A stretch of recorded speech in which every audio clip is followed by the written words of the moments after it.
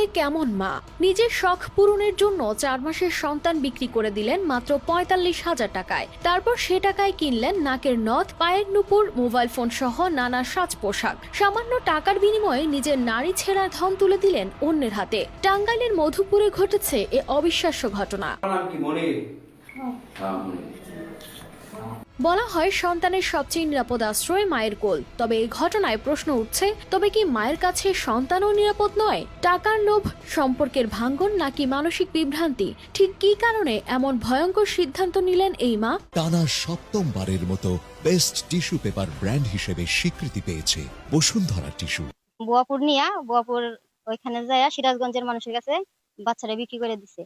তারপরে 45,000 টাকা বিক্রি করছে। সেই টাকা দিয়ে নুপুর কিনছে, নাকফুল কিনছে, নতুন কাপড় চোপড় কিনছে, বোরখা কিনছে, তারপর নুপুর বানাইছে, মোবাইল কিনছে। আমি বারবার তাদেরকে বলছি, আর আগে তাদেরকে বলছি যে তোমরা বাচ্চা যদি না পালতে পারো আমার দেহ দাও, আমি পালির। আমার কথা গায়ে দেয় না। এই করবাই করে মেলা আবার শেয়া গেছে গা। এখন আমার বাইশটা যদি ফিরে আইসে আবার ফিরে, আমি নিজেও কখনো করতে পারি না যে বাইশটা ফিরে আবো। তখন আমার বাইশটা আইসে, আমার বাইশটা আমার নিজে পোলা না গাওয়াই দেখি। আমি মেয়েটার বিশ্বাস যারা যারা জড়িত আছে তাদের